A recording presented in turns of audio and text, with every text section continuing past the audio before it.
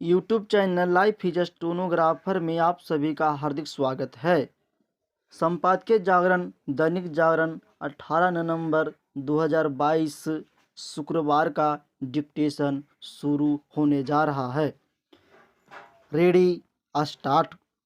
देश की राजधानी दिल्ली में मुंबई की श्रद्धा बालकर की उसके लिव इन पार्टनर आफताब अमीन पूनावाला द्वारा खौफनाक तरीके से हत्या ने अनेक गंभीर प्रश्नों को खड़ा कर दिया है। इन प्रश्नों के साथ लव जिहाद की भी चर्चा नए सिरे से होने लगी है। देश भर में लोगों का आक्रोश भी देखने को मिल रहा है। इस आक्रोश को संकीर्णता करार करने वाले यह तर्क दे सकते हैं कि ऐसी घटना स्वधर्मी से प्रेम संबंध रखने पर भी तो घटित हो सकती थी। यकीनन ऐसा हो सकता था, परंतु इस आक्रोश के पीछे कुछ ऐसे तथ्यात्मक कारण है जिन पर विचार करना अवश्य भावी हो जाता है। प्रश्न यह है कि बीते एक दशक में ऐसी लड़कियों की संख्या में बढ़ोतरी क्यों हुई है जिन्होंने मुस्लिम समुदाय के लड़कों से विवाह किया और फिर जो या तो मारी गई या मतांतरण के लिए विवश हुई अथवा जिनकी जिंदगी तबाह हो गई। प्रेम और विवाह एक नितांत निजी मामला है। इस पर किसी को विरोध करने का अधिकार नहीं है, परंतु उस स्थिति में नहीं जब उसका अप्रत्यक्ष रूप से संबंध मतांतरण से हो। आमतौर पर यह तर्क दिया जाता है कि प्रेम जाति और समुदाय के बंधन को स्वीकार नहीं करता, या फिर लड़कियां भावुक, कोमल और संवेदनशील होती हैं और सहजता से प्रेम बंधन के प्रति विश्वास रखकर अन्य जाति पथ के युवा से विवाह करने से नहीं हिचकती।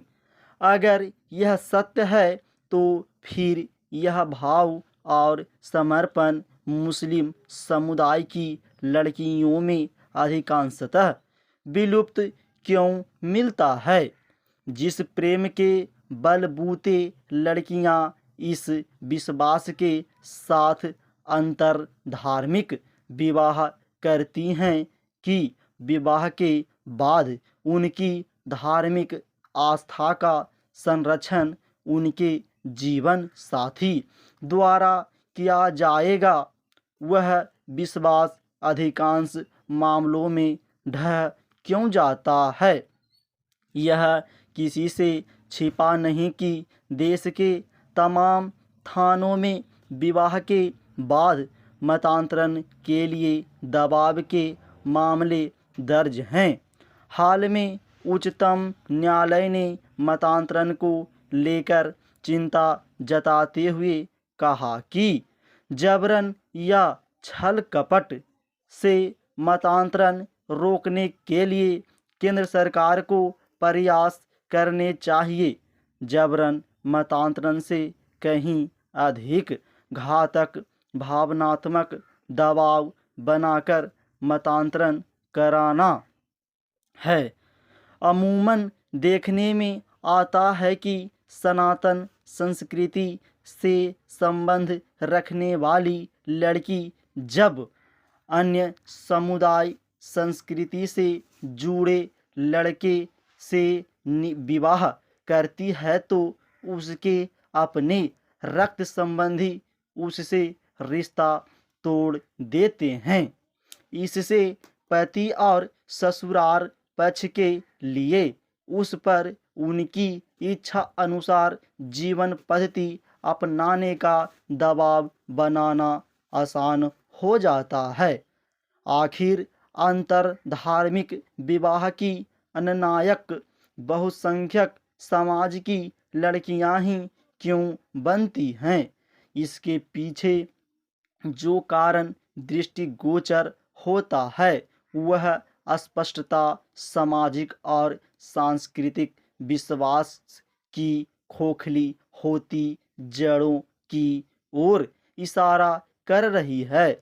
आधुनिक सोच के नाम पर सनातन संस्कृति की आस्था, विश्वास और मूल्य न केवल पिछड़ेपन का प्रतीक समझे जाने लगे हैं बल्कि अभिजात वर्ग की पहचान भी। नतीजतन मध्यवर्गीय भारतीय परिवार इस परिपाटी को अपनाकर स्वयं को अभिजात वर्ग की श्रेणी में सम्मिलित करने को आतुर दिखाई दे रहे हैं और अंततोगत्वा एक ऐसी पीढ़ी का निर्माण कर रहे हैं जो दिग्भ्रमित है और जिसके लिए प्रेम देह आकर्षण से अधिक कुछ भी नहीं। इस तथ्य को नकारा नहीं जा सकता कि पंथ विशेष की परंपराएं सिर्फ आस्था का मामला नहीं हैं, अपितु वे जीवन पथ प्रदर्शक भी हैं जिसका अभाव उचित अनुचित के बीच भेद करने के विवेक को छीन करता है। यक्ष प्रश्न यह है कि जब एक समान बिंदु पर बनी विचारधारा को परिवर्तित करना किसी व्यक्ति विशेष के लिए सहज नहीं होता, तो यकायक कोई व्यक्ति उन विश्वासों और मान्यताओं को जिसकी नींव जन्मते ही पड़ गई हो को त्याग कर दूसरे पथ की मान्यताओं को स्वीकार कर उसमें आस्था रखने लगे तो यह सहज कैसे हो सकता है?